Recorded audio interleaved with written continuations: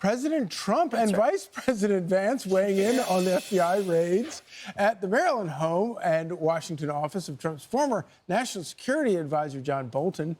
It's all part of an investigation into possible classified material. Rebekah Castor joining us now with the very latest. Hi, Rebekah. Hi, Griff. First off, John Bolton has not been arrested or charged with any crimes, but this is the first step in what could be a long investigation. FBI agents spent hours searching for evidence at his home and D.C. office Friday. And in an interview with NBC, the vice president confirmed they were looking for potential classified documents. What's at the root of this? Is this about classified documents? Well, I'll let the FBI speak to that. Classified documents are certainly part of it, but I think that there's a broad concern about Ambassador Bolton. They're going to look into it. And like I said, if there's no crime here, we're not going to prosecute it. If there is a crime here, of course, Ambassador Bolton will get his day in court.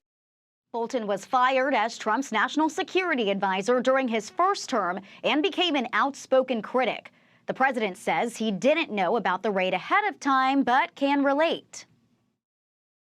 I guess his house was raided today, but my house was raided also, called Mar-a-Lago. They went through everything they could, including my young son's room and my wife's area. So, so I know the feeling. It's not a good feeling.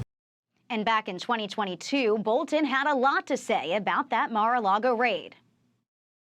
I don't think he cared about the classification system. I don't think he appreciated the sensitivity of this information. Some days he liked to eat a lot of French fries. Some days he took classified documents. He wanted them. Why did he want them? Because he could get them. A senior U.S. official says this probe was first launched years ago, but was shut down by the Biden White House for political reasons. Griff, Charlie, and Rachel, back to you. Thanks, Thank you, Rebekah. So one of the interesting parts about this whole thing, first of all, when they raided Donald Trump's Mar-a-Lago residence, rifled through Melania's underwear drawer, went into Barron's bedroom. Mind you, they had Hunter that they still had not done anything with, but they needed to check Barron's bedroom. A lot of people who were on the fence about Trump, that was the moment for them where they said, that's it. This is crossing the line. I'm voting for Donald Trump.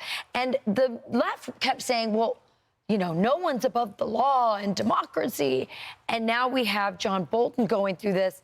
And look at what the Democrats have to say about it now. True. Bolton has been publicly criticizing President Trump. The timing of this search of Bolton's home is particularly chilling. The FBI director goes online and tweets about this. The vice president of the United States jumps on that, suggests that this is a politically motivated gesture. The president's history of going after people using the levers of power that he has access to. So many investigations that seem to be for retribution purposes. Consumed with revenge and retaliation against his critics. It's chilling, they say. I'll just say this, Charlie. I believe the American voters, at least those who voted for Donald Trump, didn't just want Donald Trump to make America great again. Part of making America great again was we're going to have tit for tat. You want to break the norms on that? We're going to do it to you, too. And if classified documents are worth a home invasion of a former president, then let's do the same with John Bolton. So yeah, and I wouldn't even call that tit for tat. I would call that just like enforcing the law when it's equally exactly to everybody. And I think it's such an important point because of course the FBI had to go to a judge, a federal judge in Maryland, in order to get a search warrant. They had to make the case.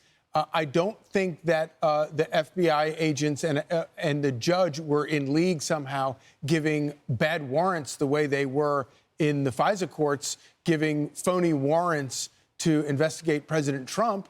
I also don't believe that at any point in this process are we going to see the legislative process in Maryland turned against John Bolton. But so I'm very comfortable that, obviously we don't know what was found there and we don't know what the predicate for the search was. But I'm very confident that all this will be meted out in court, and that John Bolton's rights as an American citizen will be protected at every step of the way. Well, Griff, but what we saw with Donald Trump was the entire system was corrupted against him, from the investigators to the intelligence community to the courts. Even the courts were twisted against him. And so I have far more confidence that John Bolton's rights will be protected than I do that Donald Trump's. What was found there was George Conway. Can you explain that? What was going on there?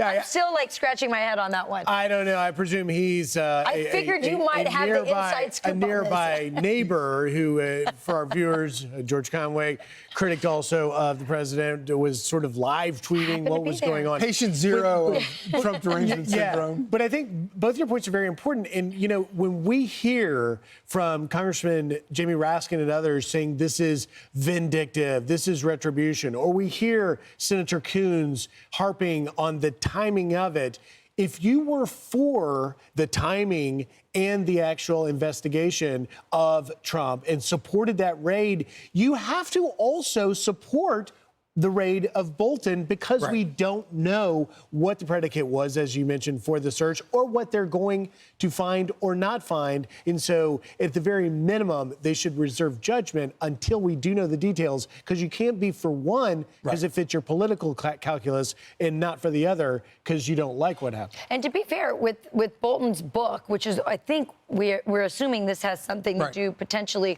with the classified information that made it into his book, he was told not to publish that book. He went ahead doing it.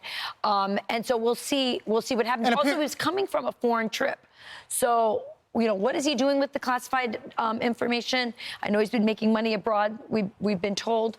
So let's see what's happening there. Okay, and so some of those things that were in the book that the Trump administration, the previous Trump administration, said was classified, he took some of those things out, but he intentionally left other parts of it in the book. Either way, it's another case where when President Trump was raided for classified documents, you're talking about the President of the United States, the one person who can summarily say that something is classified or not classified. John Bolton has no authority whatsoever to make any of those determinations. He just has a bad mustache. No authority, just a bad mustache. I heard he escaped town in a herd of walruses. I'm Steve Doocy. I'm Brian Kilmeade. And I'm Ainsley Earhart. And click here to subscribe to the Fox News YouTube page to catch our hottest interviews and most compelling analysis.